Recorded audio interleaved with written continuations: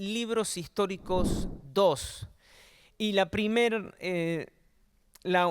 unidad, mejor dicho, las primeras dos unidades, según estoy viendo en el manual, es una unión de los libros de Reyes y Crónicas.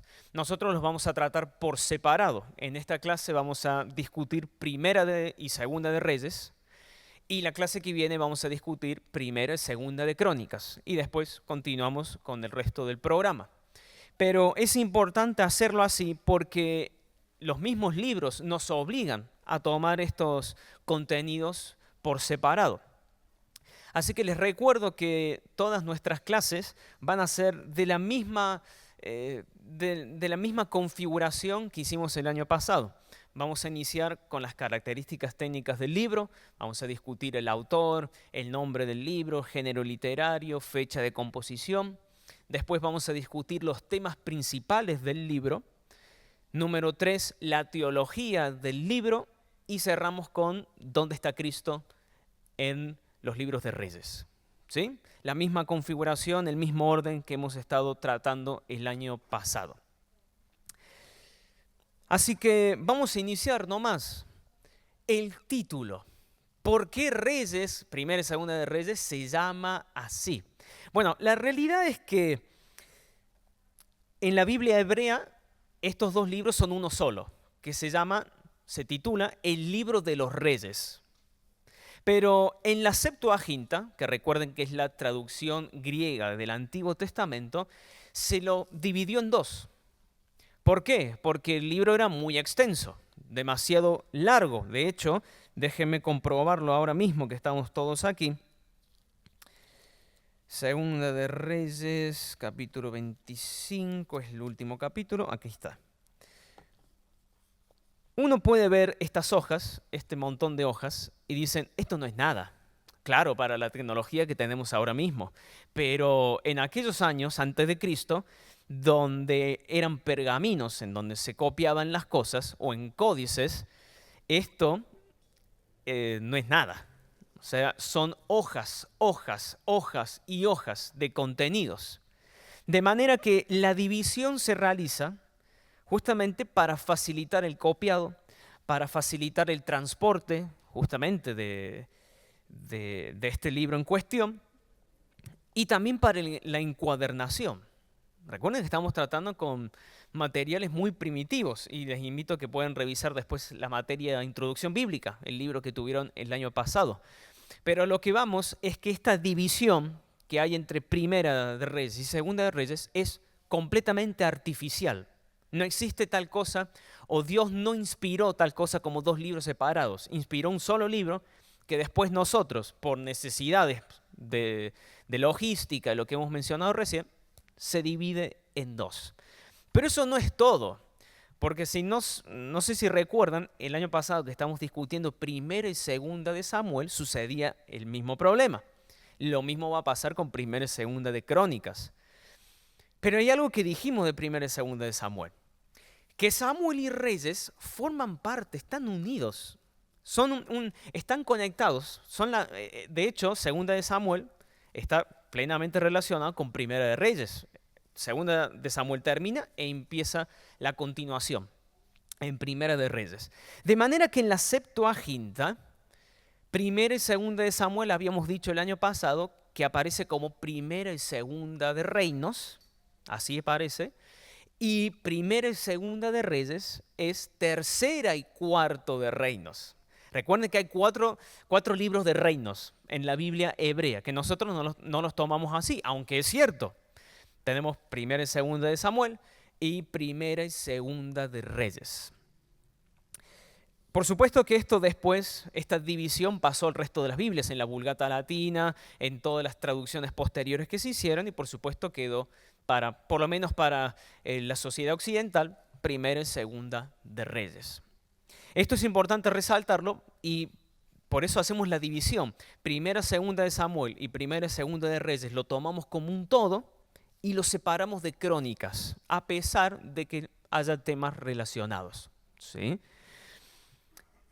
Les digo, la división es sumamente arbitraria. De hecho, incluso hasta puede ser un inconveniente, porque Segunda Segunda de Samuel termina abruptamente, si mal no recuerdo, con la... De hecho, ya lo ves de primera a segunda de Samuel, ya ves, Saúl muere y en segunda de Samuel ya David llega al trono. Y segunda de Samuel termina finalizando los últimos días de la dinastía de David y entrando Salomón al reino. Así. Pero les digo, es sumamente arbitraria la división. Por momentos incluso hasta molesta, pero ya está. Fue hecho así y perduró así después de los siglos. No hay ningún problema con eso. Pero sí quiero recalcar ese hecho de que entendamos que primera de Samuel, segunda de Samuel, primera de Reyes y segunda de Reyes forman parte de un conjunto, de un gran libro que trata de los reinos, si se prefiere. Esto nos va a ayudar mucho para la interpretación de estos textos, precisamente porque sabemos que hay una unidad temática, hay una unidad teológica que el autor bíblico nos quiere transmitir a través de estos 4 libros que tenemos aquí presentes. Así que sí, Primera de Reyes es la continuación natural de Segunda de Samuel, donde se relata la corte de David. ¿Se acuerdan que habíamos visto algo de la corte de David? Ahora, ¿quién fue el autor de los Reyes, de Primera y Segunda de Reyes? La realidad es que es desconocido. La tradición judía le adjudica al profeta Jeremías la composición de estos 2 tomos, Primera y Segunda de Reyes. De hecho, en el Talmud, y cito, dice así: Jeremías escribió su propio libro, el libro de los Reyes y Lamentaciones. Ahora, es cierto que Jeremías es mencionado en Segunda de Reyes, pero no hay ningún tipo de evidencia que respalde esta afirmación, que Jeremías fue el autor de los libros de Reyes. No hay tal cosa, no podemos comprobarlo. De hecho, en otros pasajes de las Escrituras no se menciona en ningún momento el autor. De manera que tenemos que decir, para hacer honor a la verdad, que el autor de Reyes es anónimo o desconocido, si se prefiere. No sabemos quién fue, pero obviamente que sí trabaja de manera muy meticulosa, de manera muy organizada y con una perspectiva teológica muy particular, siguiendo todo lo que estaba descrito, sobre todo en el libro de la ley. Y esto es muy interesante también tenerlo en consideración, porque nos va a ayudar mucho a interpretar Samuel y Reyes desde la perspectiva de Deuteronomio. Deuteronomio, sobre todo, que es de los 5 libros del Pentateuco el más relevante para la historia del reino de Israel. De hecho, Josías, cuando encuentra los rollos del libro de la ley, muy probablemente encontró dentro de estos 5 libros del Pentateuco, Deuteronomio. Así que interesante que puedan interpretar Samuel y Reyes desde la perspectiva teológica de Deuteronomio. Pero bueno, eso lo vamos a discutir más adelante, todavía no quiero bombardearles con tanta información. Pero sí, la realidad es que el autor no es mencionado en ningún lugar de las Escrituras y tenemos que conformarnos precisamente con que es desconocido. No sabemos quién es. Y de hecho, sí era una persona muy cercana a la corte real, que tenía mucha información y conocía mucho todas las relaciones, las conspiraciones, todo lo que sucedía en el reino de Israel. Y de hecho, incluso, y les voy a citar a continuación, en Reyes figuran 2 documentos que son extras a las Escrituras. En 1 Reyes capítulo 11, versículo 41, se nos menciona que hay relatos que quedaron escritos en el libro de los Hechos de Salomón.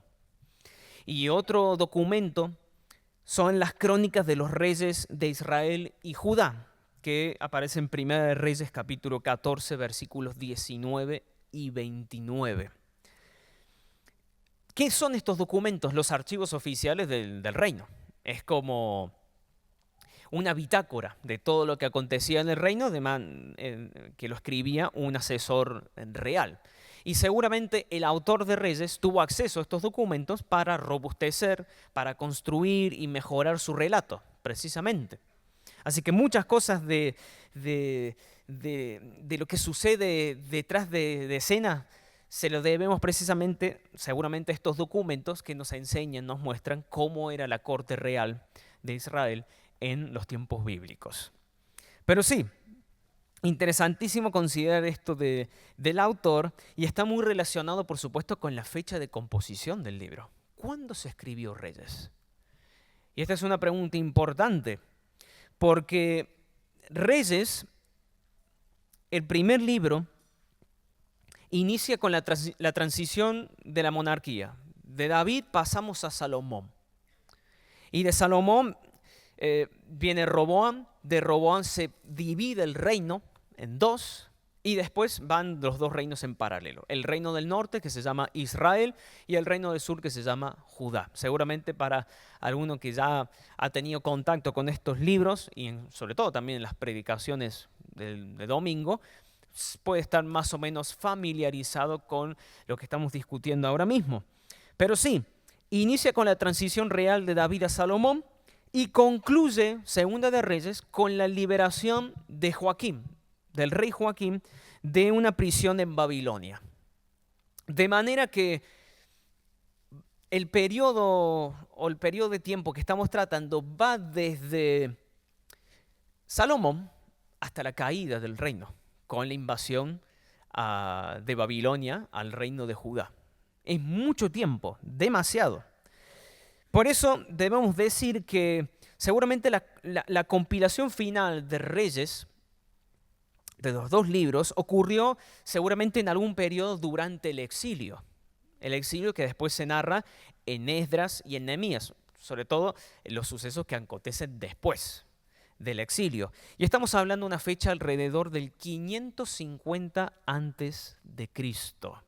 550 antes de Cristo. ¿Y por qué escribe el autor de Reyes? ¿Por qué es necesario que tengamos en nuestras Biblias esto? Precisamente porque el autor va a brindar una serie de relatos en el que conecta y relaciona cómo fue la vida de los dos reinos que estaban separados, el reino del norte y el reino del sur. Y nos muestra, por supuesto, su auge y sus respectivas caídas, y el juicio de Dios cayendo, por supuesto, sobre toda la nación. Así que tenemos mucho por abarcar, pero la manera en que hemos estructurado nuestras clases nos va a permitir tener una panorámica general del libro. Ahora bien, y por último apartado dentro de las características técnicas, ¿cuál es el género literario de Reyes? Bueno, primeramente, recuerden que estamos en libros históricos, de manera que podemos decir que el género literario es de narración histórica. Pero no sé si recuerdan, el año pasado dijimos que la historia para los israelitas no era un asunto como lo entendemos nosotros los occidentales, de una serie de sucesos desconectados unos de otros que hay que memorizar porque nos piden eso en la escuela y poco más. No, los israelitas miraban la historia desde una perspectiva teológica. La historia se veía desde la perspectiva de Dios actuando en la historia. Profundamente dogmática, si se prefiere, en ese juego de palabras, los israelitas lo veían de esa manera, Dios actuando en la historia. No una serie de hechos que acontecen, que es cierto, hay una serie de hechos que acontecen, que es el devenir de la historia israelita, pero para ellos es más importante el accionar de Dios que el mero hecho de saber que en 1810 hubo el primer gobierno patrio. ¿Sí? Que eso nos enseñan en la escuela y decimos, está muy bien. ¿Y qué? Por eso después muchos estamos frustrados con las materias de historia que nos parecen súper aburridas, pero porque no tienen ningún tipo de vinculación con nosotros. Bueno, la perspectiva teológica dentro de la historia te ayuda a tener sentido y parte en la historia. Y estás conectado, por supuesto, con los hechos que acontecieron. Por supuesto que también hay géneros, mini géneros dentro de Reyes, como pueden ser oraciones, pueden ser relatos de milagros, profecías, pequeñas historias, intrigas que acontecían en la corte real. Hay de todo un poco, pero primariamente hay una narración histórica homogénea con una fuerte perspectiva teológica. Ahora sí, una vez habernos aburrido un poco con las características técnicas. A mí no me aburren, pero bueno, sé que por ahí es una parte un poco más tediosa. Sí quiero que discutamos ahora los temas principales de los libros de Reyes. Los temas principales. Y podemos rescatar tres temas principales que abarca Primera y Segunda de Reyes. En primer lugar, hablamos sobre la división del reino, como hablamos hace un momento. Primer tema principal, la división del reino. La división del reino. Segundo tema principal, los gobernantes o los reyes, si prefieren poner ese título. Segundo tema principal, los reyes o gobernantes. Y el tercer tema, el juicio divino. El juicio divino. Así que tenemos tres temas: la división del reino, los gobernantes o reyes y el juicio divino.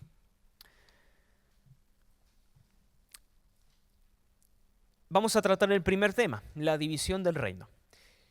Te invito después que puedas leer más en profundidad en tu casa, Primera de Reyes capítulo 12 al capítulo 14, que nos detallan precisamente el proceso que llevó a la división del reino. Permítanme resumirles.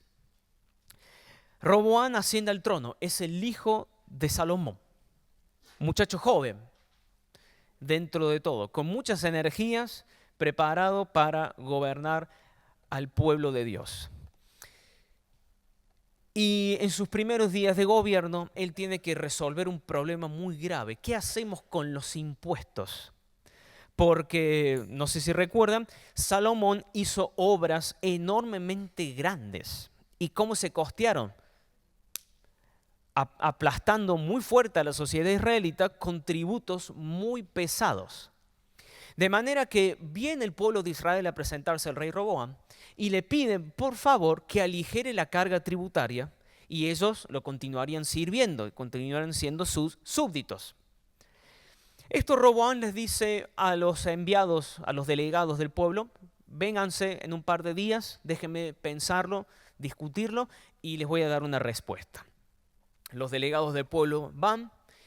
Y Roboam convoca a los sabios que lo habían acompañado su padre, gente muy experimentada. Y Roboam les preguntó: ¿qué vamos a hacer? ¿Bajamos los impuestos? ¿Aligeramos la carga del pueblo? ¿Qué opinan ustedes? Los ancianos le dicen: estimado rey, usted debe bajar los impuestos y el corazón del pueblo estará con usted siempre. Roboam desechó este consejo. Le pareció absolutamente perverso, malicioso, y en su arrogancia juvenil, en su insensatez, buscó a otros consejeros que eran más jóvenes de su edad, que habían sido criados con él, y les preguntó: ¿qué creen que deberíamos hacer con este pueblo?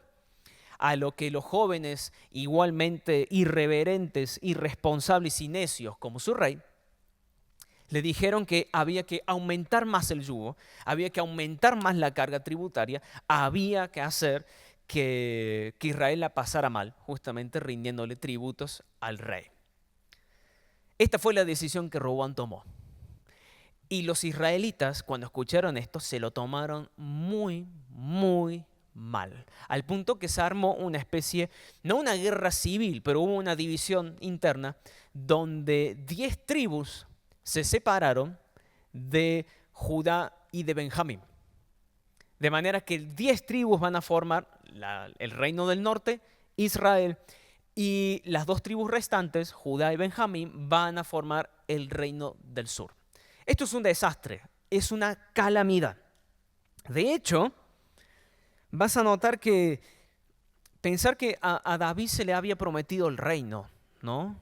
En segunda de Samuel capítulo 7, y 2 generaciones después ese reino está hecho trizas, dividido en 2, producto por supuesto de la inexperiencia de este joven Roboam, que no supo prestar oídos al consejo de los sabios, sino que fue con los necios. Así que sí, cuando sucede la división del reino, el autor de Reyes va a contar las 2 historias en paralelo. Va a contar lo que está sucediendo en el reino del sur y lo que está aconteciendo en el reino del norte. ¿Sí? Esto es muy importante tenerlo en consideración. Pero sí, mucha presuntuosidad inexperiencia por parte de Roboam trajo la catástrofe. No había otra forma de evitar eso. Es cierto que la Escritura dice que en la multitud del consejo está la sabiduría, pero también nos enseña a escuchar a los ancianos, precisamente por su mayor experiencia. Eso no quiso hacer Roboam. Pero ese es el primer tema importante de Reyes, que de hecho esto va a marcar un punto de inflexión en la historia de Israel que se va a mantener incluso hasta los tiempos de Cristo, teniendo el conflicto entre judíos y ¿quién más? ¿Se acuerdan? Empieza con ese. Los samaritanos.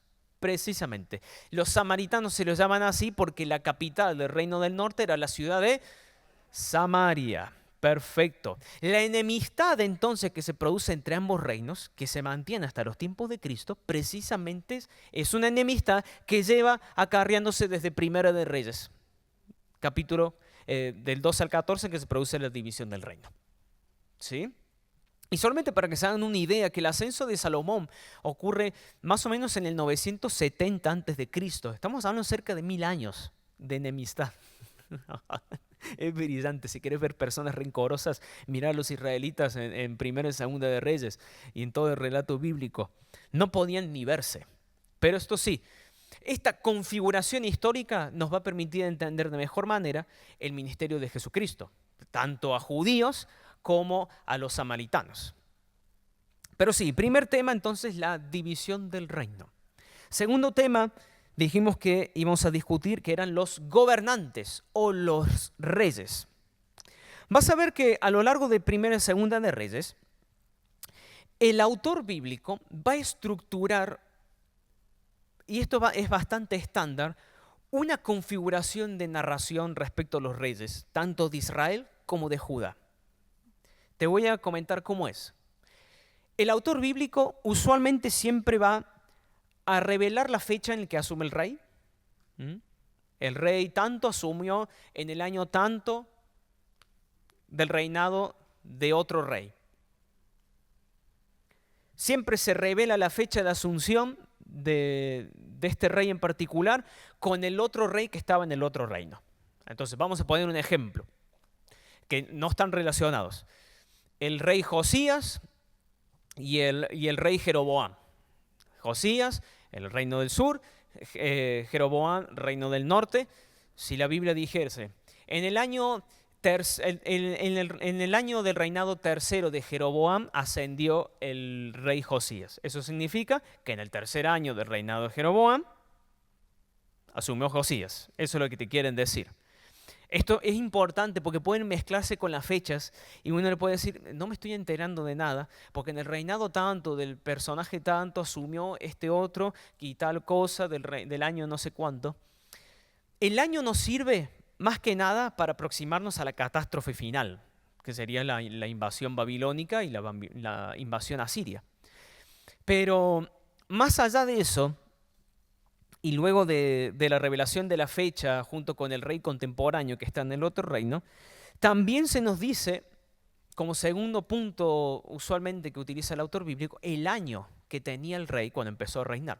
No siempre aparece, pero suele ser la regla. Entonces vas a tener auténticos niños que están asumiendo en el trono y tenés gente más experimentada con más años que asumen el trono. Depende. Pero todo eso está registrado usualmente en estas crónicas que el autor de Reyes describe. Además de esto, luego de la revelación de la fecha, luego de la edad en la que el rey asumió, también nos dice cuánto duró el reinado. Y acá viene una ironía tremenda. Normalmente los reyes que estaban más tiempo eran los más perversos. Son esas paradojas, estas cosas que uno no puede entender. Pero usualmente los reyes más perversos eran los que más tiempo estaban en el poder. Y los que eran santos, puros, íntegros delante de Dios eran los que duraban no el tiempo suficiente como le hubiese gustado, ¿sí? Pero ahí tenemos una de esas cosas dentro de la providencia de Dios que uno dice, el Señor conoce todas las cosas, sabe por qué permite y por qué ordena que sucedan todos estos acontecimientos. Pero sí, se detalla la duración del reinado. Sí.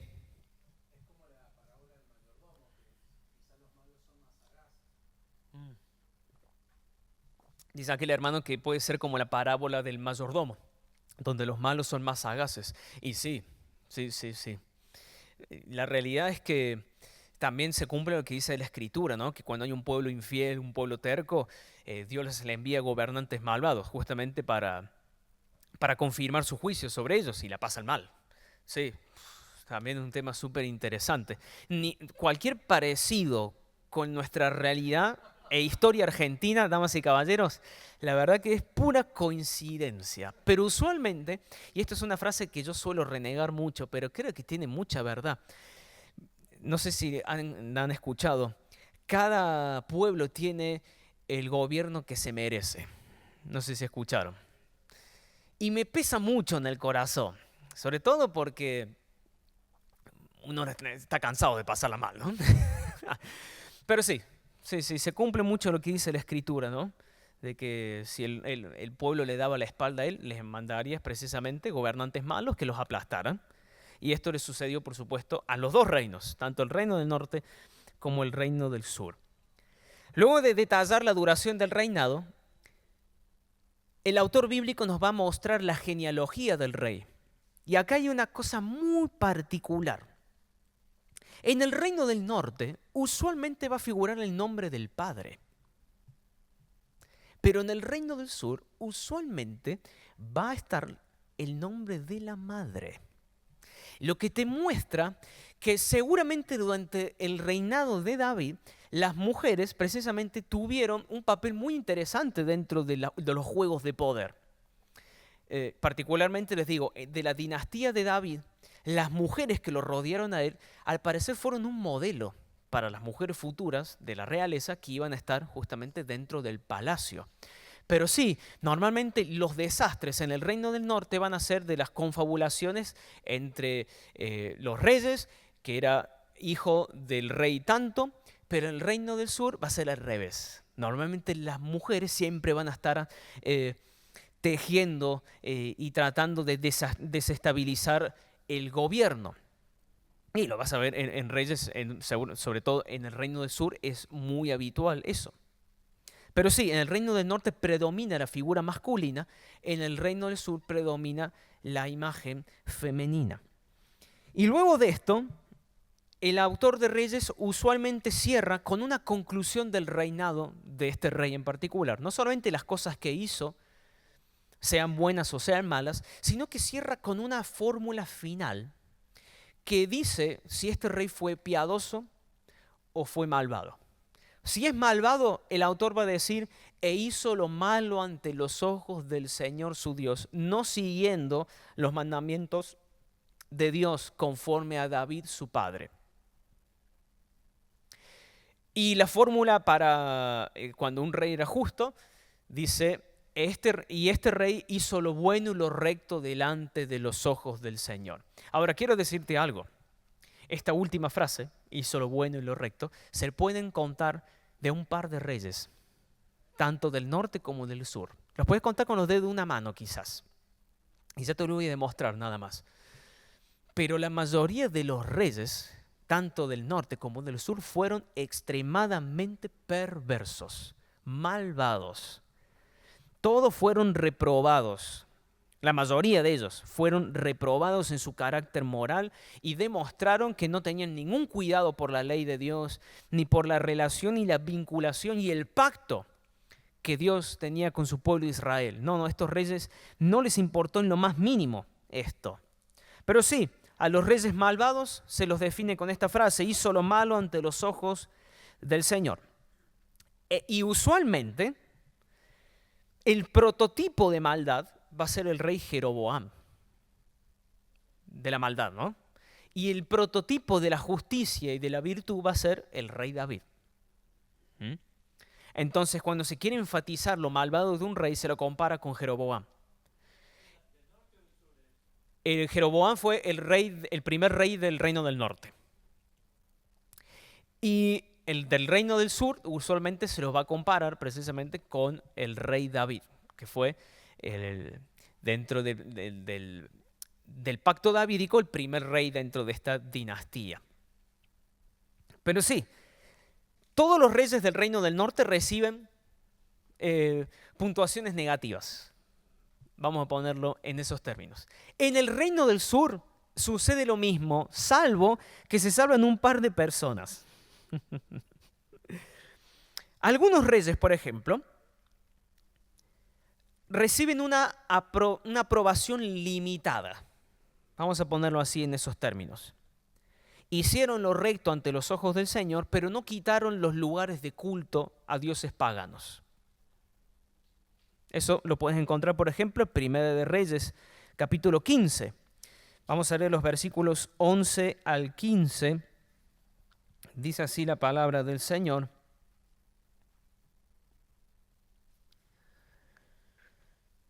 Trajo a la Primera de Reyes, dije, ¿no? Sí, perfecto. Pensé que estaba equivocado. Versículo 3. Y Abiam anduvo en todos los pecados que su padre había cometido antes que él. Su corazón no estuvo dedicado por completo al Señor su Dios, como el corazón de su padre David. Este es un rey del reino del sur. Ojo aquí. Esta es negativa. Y si comparamos con el versículo 11 del mismo capítulo 15, vamos a ver otro rey. Asa hizo lo recto ante los ojos del Señor como David su padre. También expulsó de la tierra a los sodomitas de cultos paganos y quitó todos los ídolos que sus padres habían hecho. También quitó a Maaca, su abuela, de ser reina madre. ¿Escucharon lo que dice ahí? No, reina madre. Esto es muy importante, sobre todo para el reino del sur. Reina madre, porque ella había hecho una horrible imagen de acera. Además, Asa derribó su horrible imagen y la quemó junto al torrente Cedrón. Pero los lugares altos no fueron quitados. Ya vamos a discutir qué es esto de los lugares altos. No fueron quitados. Sin embargo, el corazón de Asa estuvo dedicado por completo al Señor todos sus días. Este rey, Asa, dentro de todo, podemos decir, buen rey, buen hombre. Pero tiene una mancha su reinado, que no quitó los lugares paganos de adoración. Y bueno, recibe una aprobación limitada, claro que sí. Pero hay otros reyes, y les voy a decir solamente dos reyes tienen una aprobación completa. Ezequías y Josías. Los únicos dos reyes de Judá que reciben una aprobación completa. Este hombre hizo lo recto delante de los ojos del Señor y no hay peros. Ahí está. Solamente estos dos reyes.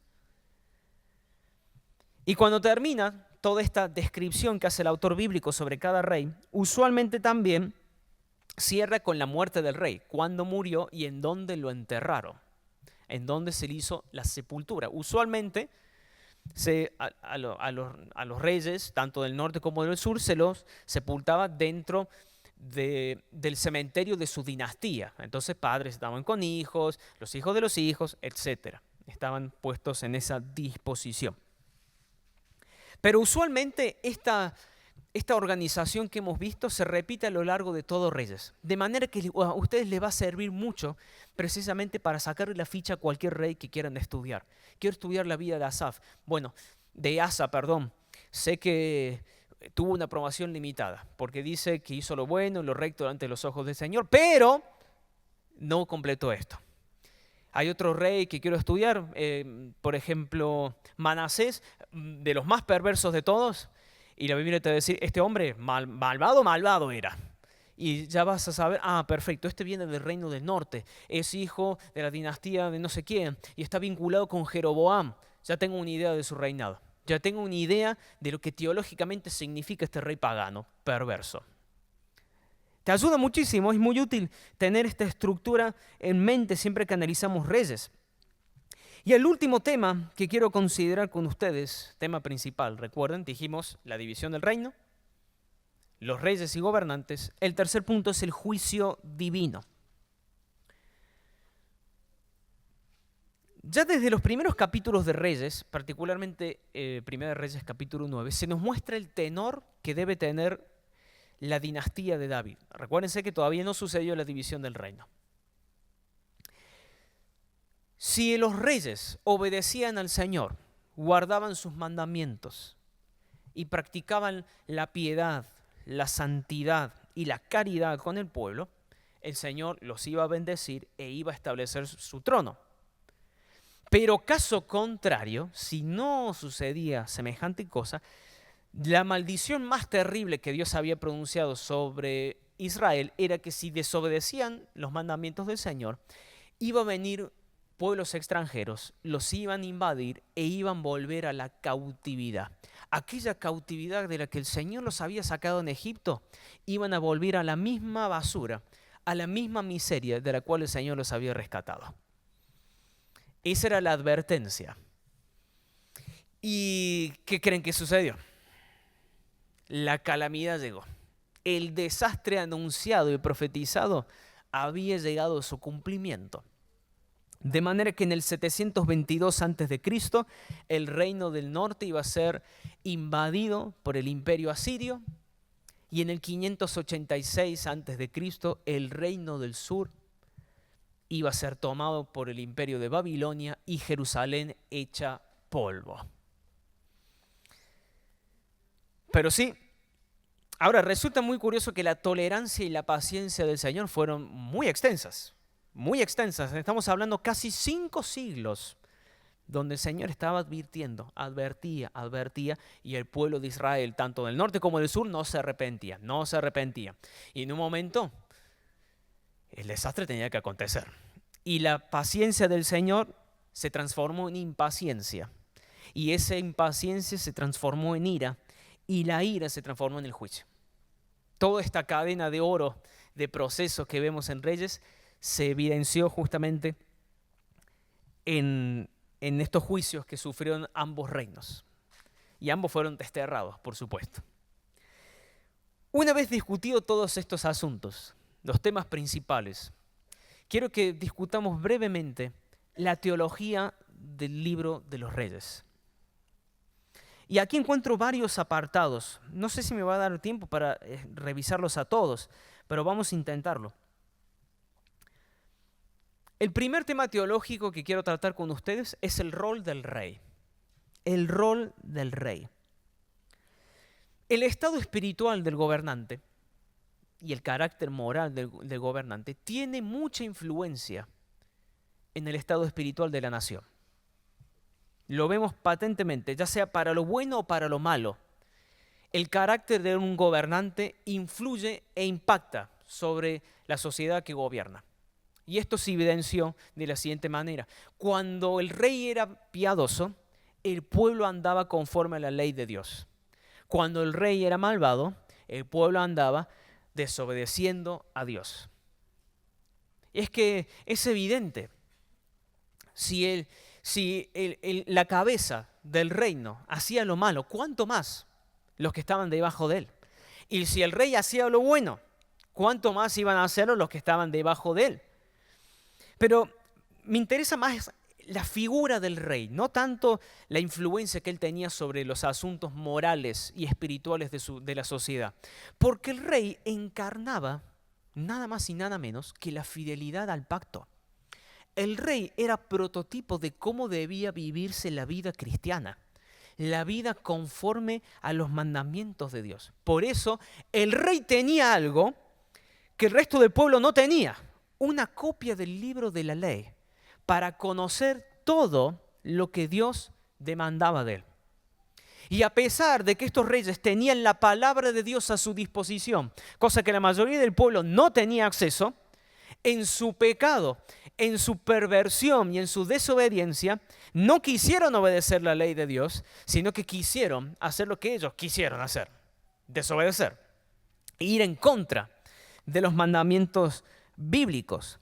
Cuando el rey es inmoral, cuando es impío el rey, el pueblo se vuelve a la idolatría, comienza a sacrificar a dioses extraños, entrega a los niños a Moloch para que sean consumidos por el fuego, y un desastre.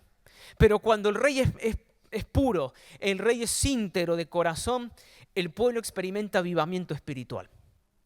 El pueblo experimenta un deseo por buscar a Dios. Y creo que hay un texto en Proverbios capítulo 14, versículo 34, que nos relata muy bien esta idea. Capítulo 14 de Proverbios, versículo 34. La justicia engrandece a la nación, pero el pecado es afrenta para los pueblos. Cuando reina la justicia en una nación, reina la caridad, reina el respeto, reina la estabilidad. Pero cuando reina la impiedad, cuando reina el pecado en una nación, hay caos. Y necesito vincularlo con nuestra vida argentina, mis queridos hermanos.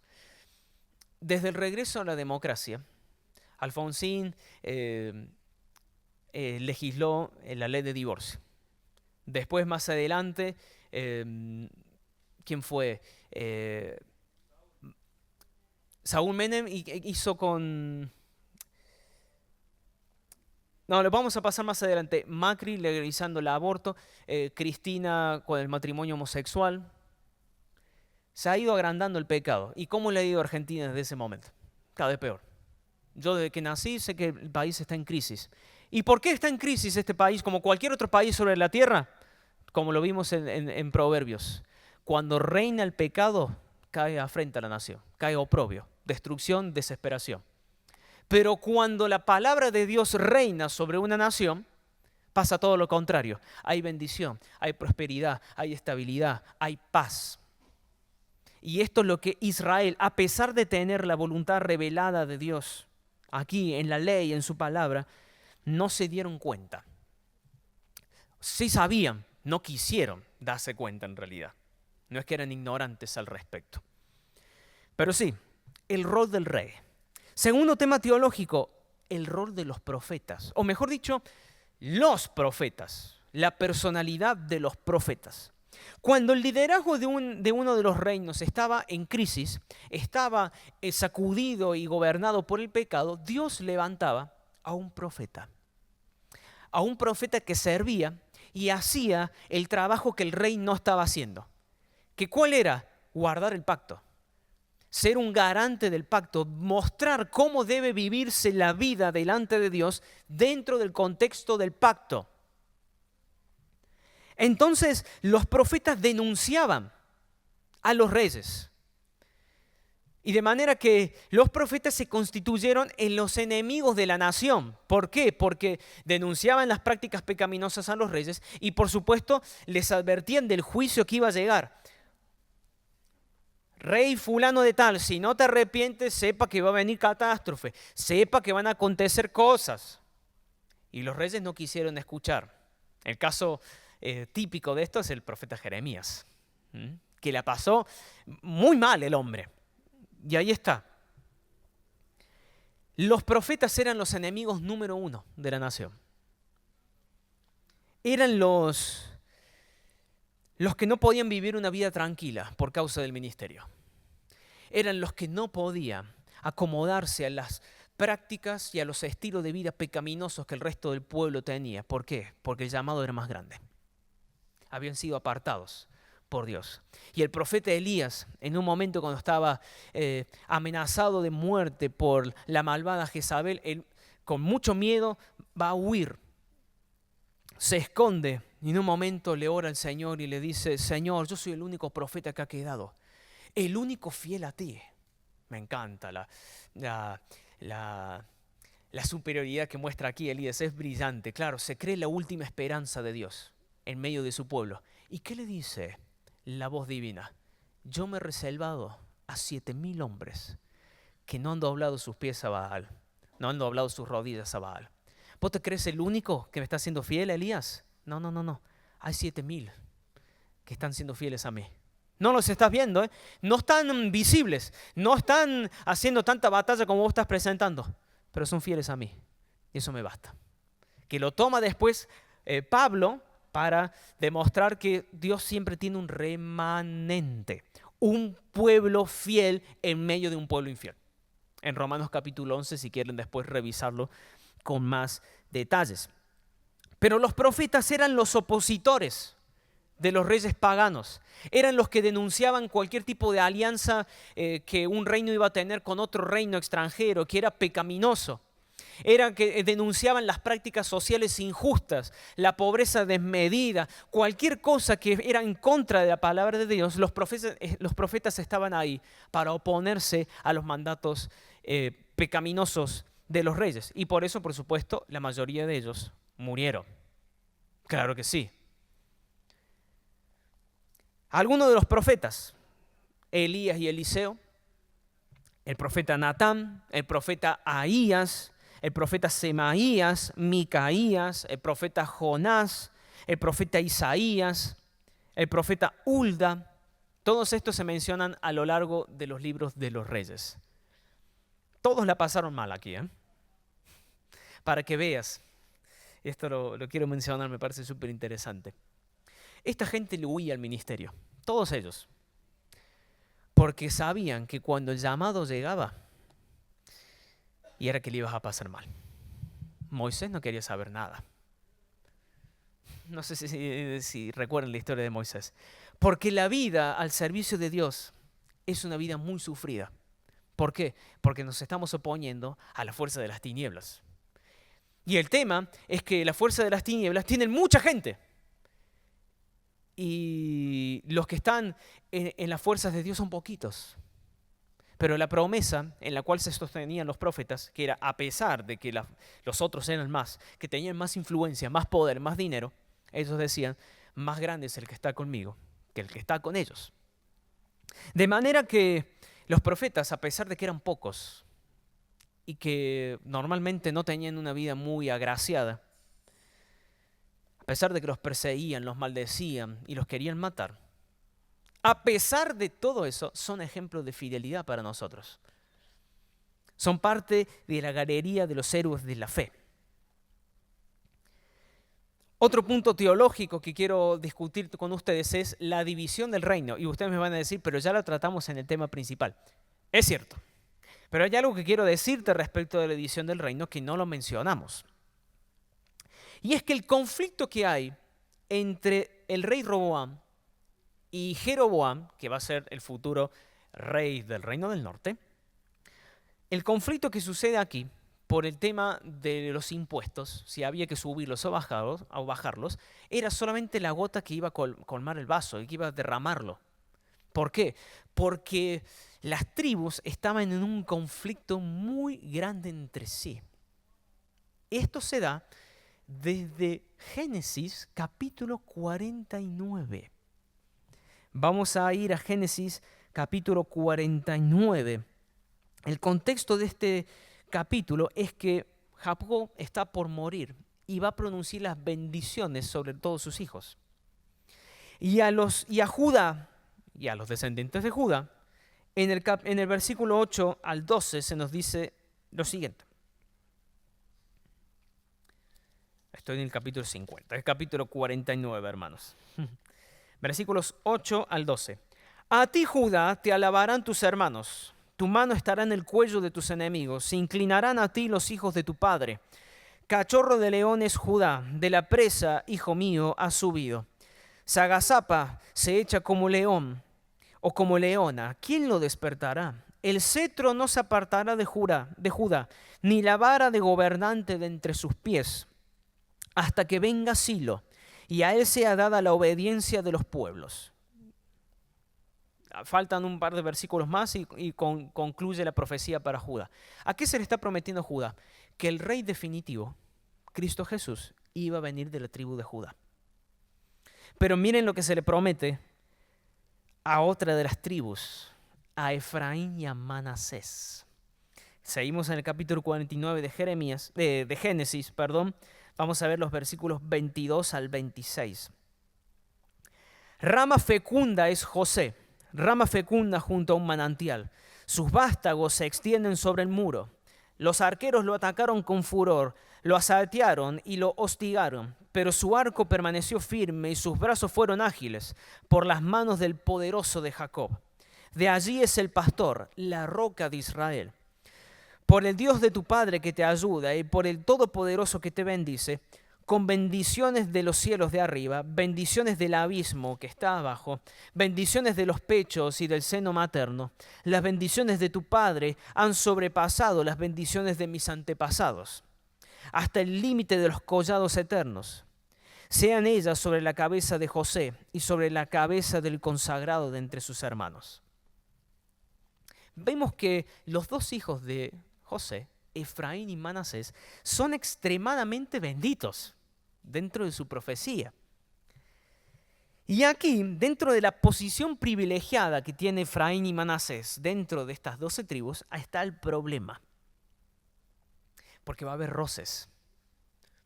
Judá, sabiendo que tiene la promesa mesiánica, y Efraín, que no se queda atrás, que tiene muchas promesas, y van a estar rivalizando entonces en poder.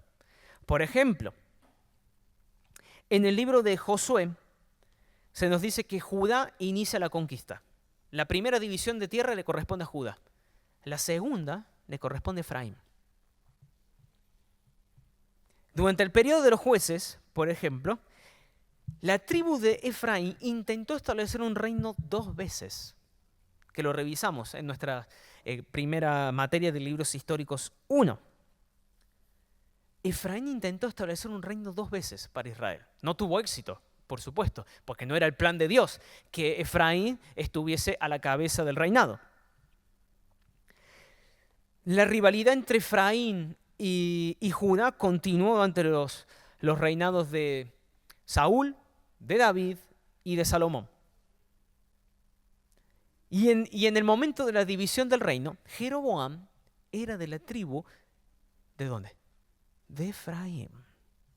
Entonces, el que lleva la batuta en la división del reino es la tribu de Efraín, que se lleva con ella a las otras 10 tribus y quedan 2 tribus, la tribu de Judá y la tribu de Benjamín, siendo leales a la dinastía de David. Pero lo que quiero que veamos es que los conflictos sociales, políticos, culturales que habían en las tribus se fueron acrecentando con el tiempo, al punto de que cuando llegó Roboam, eso fue, como les decía hace un momento, la gota que rebasó el vaso, explotó todo, voló todo por los aires. Fue la excusa perfecta. El rey nos quiere seguir aplastando con los impuestos. Nos vamos, nos separamos, hacemos la secesión y ahí está. Lo que quiero decir con esto es que los conflictos no aparecen de la noche a la mañana. Se van cocinando, se van preparando hasta el punto de máximo hervor donde explota todo. ¿Sí? Pero no quiero que veas que la división del reino fue por una cuestión meramente de impuestos, que sí, fue el motivo central que hizo la división del reino. Pero hay motivos más profundos atrás. Hay motivos de ego. Hay motivos de celos, de envidias, de dominio, de poder, de control que estaban entre las tribus, sobre todo entre Judá y Efraín.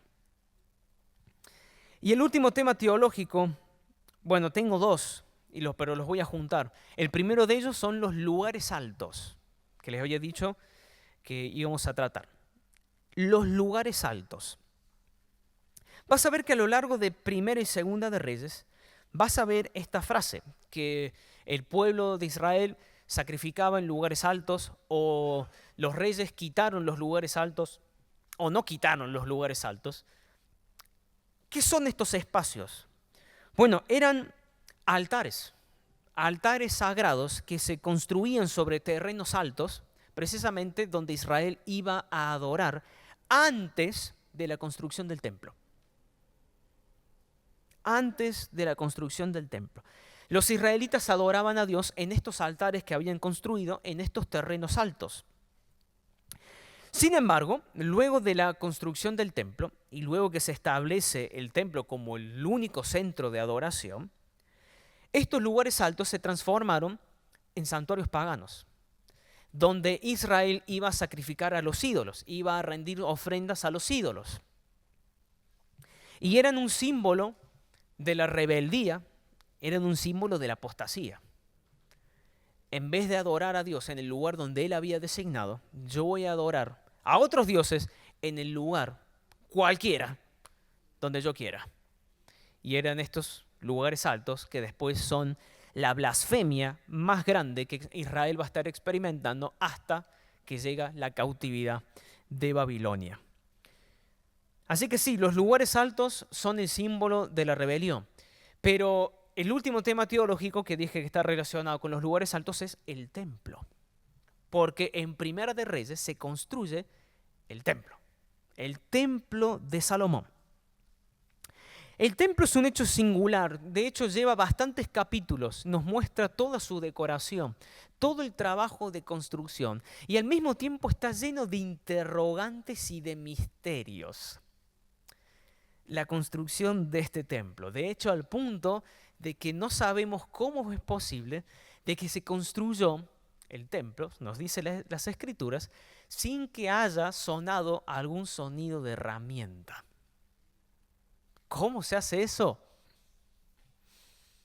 No lo sé, no tengo ni idea. Sabemos muy bien que Salomón pidió ayuda, sabiduría, a un hombre de Tiro, precisamente para que le ayudara con toda la construcción. De hecho, por ello, de ahí viene la leyenda de que los masones vienen precisamente de esta persona de Tiro, que tienen conocimientos ocultos, que tienen estas estrategias arquitectónicas especiales precisamente para construir cosas. De ahí viene justamente la leyenda. Lo voy a dejar entre paréntesis, solamente para que sepan que eso existe. Eso está ahí. Si me quiere preguntar de eso, hermano, no sería el tema en cuestión. Pero sí, dígame. Ah, sí, bueno, sí, todo eso después, sí, absolutamente. Sí, muchos de los padres de la patria eran masones, sí, sí. Sabía que le iba a llamar la atención el tema. ¿Para qué lo dije?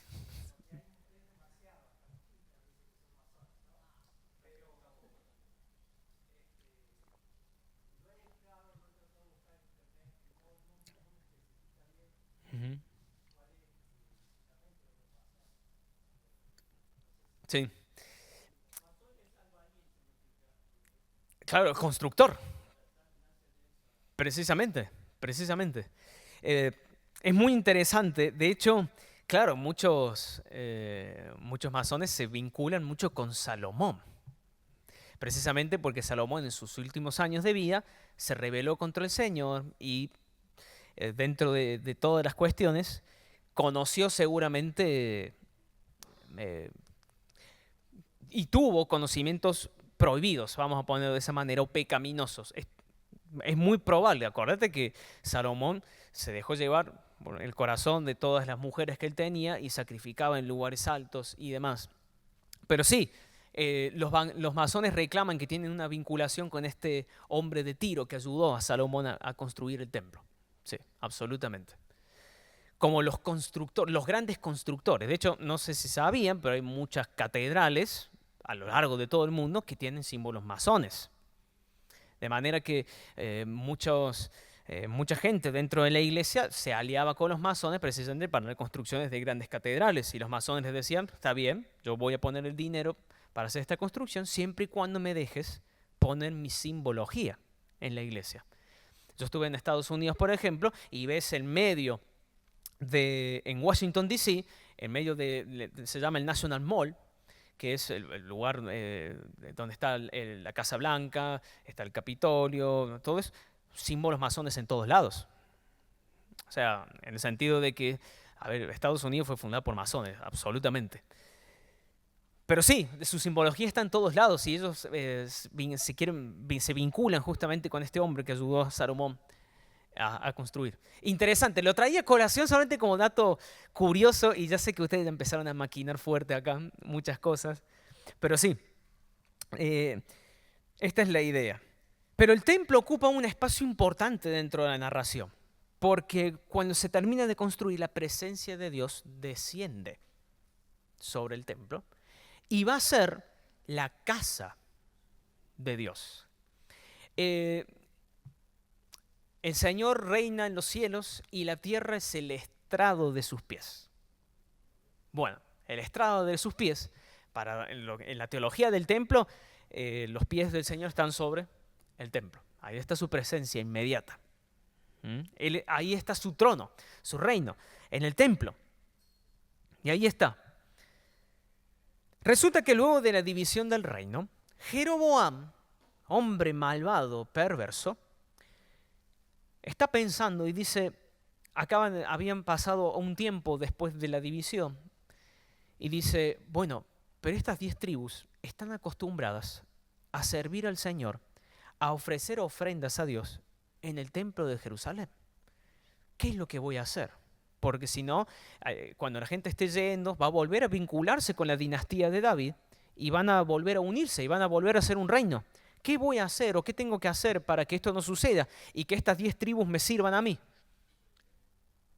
Tengo que prohibirles que vayan al templo y tengo que construirles yo santuarios para que puedan adorar.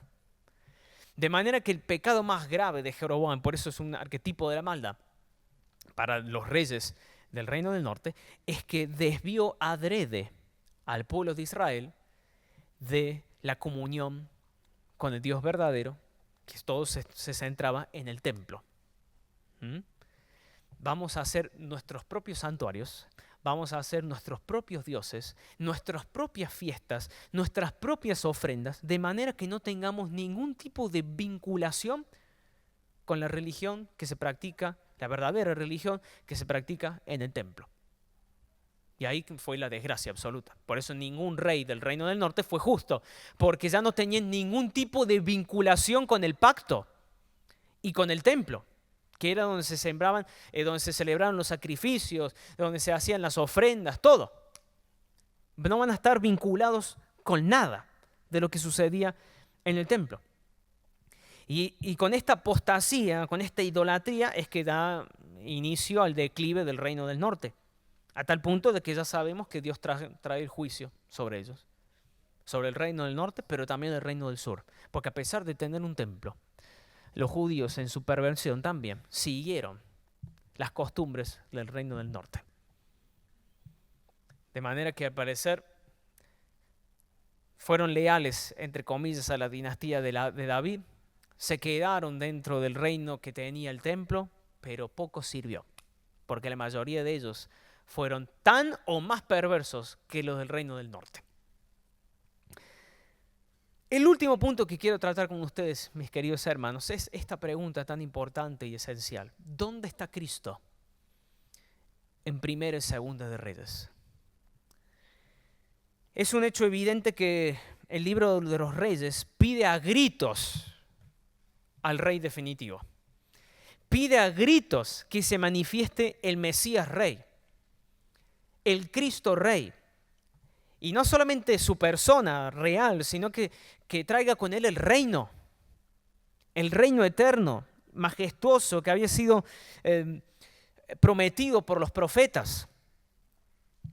La mayoría de los reyes de este periodo de tiempo fueron perversos, malvados, no cumplieron los estándares de lo que es ser un siervo de Dios, lo que es ser un hijo de Dios. Ninguno de ellos, o casi ninguno de ellos, no cumplieron con sus obligaciones reales y mucho menos cumplieron sus obligaciones religiosas, siendo los promotores del pacto, siendo aquellos que tienen que hacer gala de una vida consagrada a Dios. Nada de eso. De manera que el libro de Reyes apunta todos sus elementos al Hijo de David definitivo, a aquel donde habían sido puestas todas las promesas y esperanzas, Cristo Jesús, el Señor. El Evangelio según Mateo, capítulo 1, versículo 1, inicia diciendo el evangelista: libro de la genealogía de Jesucristo, hijo de David, hijo de Abraham. Es muy importante la vinculación davídica que Jesús tiene, porque eso es lo que le da derecho a ser rey. Pero ahí está, Cristo es el hijo de David, pero no solamente es el rey, Él es el Rey de Reyes, Él es el Señor de los señores. Y su reinado no está limitado solamente a un pedazo de tierra. No. Su reino es universal. Su reino abarca todas las cosas. Su reino abarca todo el cosmos. Las cosas visibles y las cosas invisibles. Todo está bajo el dominio de Cristo en su glorioso reino. Y con su venida, Él ha traído el reino. Por eso en el Evangelio según San Marcos, en el capítulo 1, versículo 15, Jesús predica: arrepiéntanse porque el reino de los cielos se ha acercado. El reino ya está aquí, dice Jesús. Arrepiéntanse y crean en el Evangelio. El reino ya está en medio nuestro, mis queridos hermanos. Ya estamos en el reino. Colosenses, capítulo 1, versículo 13, San Pablo me dice que hemos sido trasladados de las tinieblas al reino de su amado Hijo. El reino tiene una connotación futura, absolutamente, pero también tiene una connotación presente. Ya estamos en el reino. Estamos dentro de la esfera espiritual de Cristo. Estamos dentro de su pueblo. Estamos dentro de su influencia, de su control y de su provisión. Estamos bajo su reinado. Por eso le decimos a Él, Señor. Él es nuestro Rey. Y es cierto que ahora mismo no estamos viendo que todas las cosas estén sujetas a Él. 1 Corintios capítulo 15. Vemos que no todos le están obedeciendo a este Rey glorioso. Es cierto. Pero no se preocupen, mis queridos hermanos, porque lo que está haciendo Cristo ahora mismo es sometiendo a todos los enemigos suyos por estrado de sus pies. Está acabando con todos sus enemigos. Y cuando llegue la culminación de los tiempos, cuando ya llegue el fin glorioso que estamos anhelando y esperando, el Señor Jesús le entregará el reino al Padre. Y ahí será la consumación final de todas las cosas. Dios será todo en todos y estaremos para siempre con el Señor. El reino, entonces, les decía hace un momento, no es algo que anhelamos, que sí, les digo una vez más, tiene una connotación futura. Es algo que ya estamos viviendo, que ya estamos experimentando. Son todas las bendiciones espirituales que el creyente tiene en Cristo, Efesios capítulo 1. De manera que nuestro trabajo como cristianos es entonces expandir el reino. Saturar el mundo en que vivimos de la cultura del reino. Hay un libro del pastor que lo leí en el seminario, John Stott, si mal no recuerdo, fue un ministro anglicano. Tiene un libro que se llama, ¿cómo se llama? Contracultura cristiana se llama. A ver, lo puedo buscar aquí aprovechando que tengo un celular a mano. John Stott, Contracultura cristiana, si mal no recuerdo, algo parecido, que él está discutiendo sobre el Sermón del Monte. A ver, por favor, decime que puede estar por acá. Me aparecen todos los libros de él menos el que estoy buscando, ¿puedes creer? Sermón del Monte, voy a buscarlo de esta manera, a ver si figura algo. Tiene un libro del Sermón del Monte, pero no es el que... Contracultura cristiana, el Sermón del Monte. Así es el título completo. Y él habla justamente que la cultura del reino es la que Jesús nos enseña en el Sermón del Monte. Mateo capítulo 5, 6 y 7. Eso es lo que hay que experimentar en la vida cristiana y eso es lo que hay que llevar al resto de la sociedad. ¿Cómo debe vivir un cristiano? Según se narra en el Sermón del Monte. Y bueno, y todo el resto del Nuevo Testamento, por supuesto. Pero el trabajo cristiano entonces pasa por mostrar el reino en su testimonio personal, en el testimonio familiar, en el lugar de trabajo, en la escuela, en la universidad, pero también hacer que otros se unan al reino por medio de la predicación del Evangelio. El reino es un elemento central. De hecho, el tema principal de la Biblia es Cristo y su reino. Y hay un apartado hermenéutico muy importante aquí que es la teología del reino, que vemos toda la vida cristiana desde la perspectiva del reino, claramente. La consumación del reino se va a ver entonces en los cielos nuevos y en la tierra nueva. El hombre no fue hecho para estar en el cielo, el hombre fue hecho para estar en la tierra. Por eso la Jerusalén celestial, que es una figura precisamente del reino de la iglesia, desciende de las nubes a esta tierra nueva. Y ahí estamos. Esa será la consumación del reino. Pero es cierto que ahora mismo el reino parece que no lo estamos viendo completamente. Y de hecho hay tanta oposición que parece que el reino está retrocediendo. Pero la promesa de Cristo es muy importante y es clave aquí. que las puertas del Hades no iban a prevalecer contra su iglesia. Así que tengamos por seguro, mis queridos hermanos, que el reino, contra todo pronóstico, contra todo viento y marea, seguirá avanzando hasta la venida de nuestro Señor y Salvador Jesucristo. ¿Cómo estamos hasta aquí? Sepan que estos libros, Reyes y Crónicas, son un poco ásperos, porque son bastante largos y tienen bastante contenido, pero son muy ricos en enseñarnos la esperanza mesiánica del rey que iba a venir. Pero este rey glorioso, en su primera venida, no vino con ejércitos, ni con grandes atuendos reales, ni con mucho dinero y riquezas a sus espaldas. No solamente que no vino con eso, sino que en su entrada triunfal cargó un pollino, un asno, absolutamente pobre a la vista de sus enemigos, pero absolutamente glorioso para nosotros, porque el verdadero rey no era el rey que muestra la opulencia de la riqueza y la banalidad. El verdadero carácter del rey era un rey humilde, que venía en un pollino de asna y que venía justamente a predicar del reino. Bendito sea Dios. La clase que viene vamos a estar discutiendo de crónicas. Y, crónicas está muy relacionado con reyes, porque vamos a seguir tratando de los reinos. De manera que hay algunos elementos que van a parecer que se repiten, pero créanme que para la clase que viene vamos a ver más aspectos teológicos que no hemos tocado el día de hoy. Van a estar relacionados, claro que sí, pero tenemos mucho más cuestiones para considerar. Por eso les animo a que puedan hacer una revisión de crónicas, por favor, para la semana que viene. Hermana, dígame, por favor.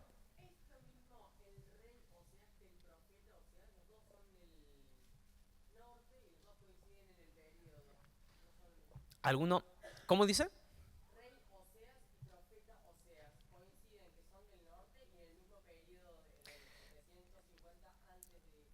Sí, es muy probable. ¿Alguno de ellos tiene H? Ah, aparece así nomás, sin H. Sí, porque el profeta Oseas, uno de sus trabajos, está en el reino del norte.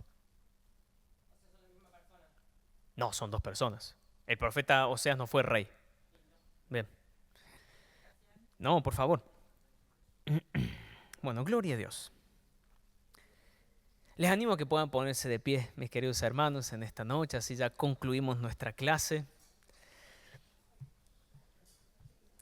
Ahora, cuando estamos terminando, seguro alguno dirá, lo tengo que topar de vuelta con este pesado. Pero yo me alegro mucho de verte. Gloria a Dios. Vamos a darle gracias a Dios por este hermoso tiempo que hemos podido compartir juntos, que hemos sido expuestos a su palabra y tenemos la oportunidad gloriosa de no estar en esos tiempos donde todavía el rey definitivo no aparecía, sino que ya estamos en el tiempo mesiánico glorioso, donde Cristo está sentado a la diestra de Dios Padre Todopoderoso, reinando sobre todas las criaturas, sobre todos los ángeles, sobre todos principados y toda potestad. Padre que estás en los cielos, Señor bueno, Dios bendito por los siglos, gracias te damos en esta noche por el inmenso privilegio que nos has dado de poder estar delante de ti, Señor. Dios mío, veíamos hace un momento que el templo era tan importante, es cierto, pero ahora hay un templo más grande, más glorioso, que es tu santa iglesia, Señor, donde estamos ahora mismo.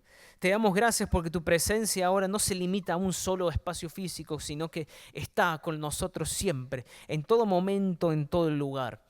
Te damos gracias porque este nuevo pacto glorioso que fue inaugurado con la sangre preciosa de Jesucristo tiene mejores promesas, es mucho más grande que lo que se había experimentado en el Antiguo Testamento. Y te damos gracias porque podemos vivir en este tiempo. Gracias, Señor, porque nos estamos acercando a este glorioso cumplimiento de tu reino. Cuando vendrás, Señor, a establecerlo, vendrás a buscarnos para completar nuestra redención y al mismo tiempo vendrás a juzgar, Señor, a los malvados, a aquellos enemigos tuyos que están en contra del Evangelio, en contra de tu iglesia y en contra tuya, Señor. anhelamos con toda la alegría, Señor, con toda la expectativa tu regreso, tu reinado glorioso que se ha instaurado aquí en este mundo.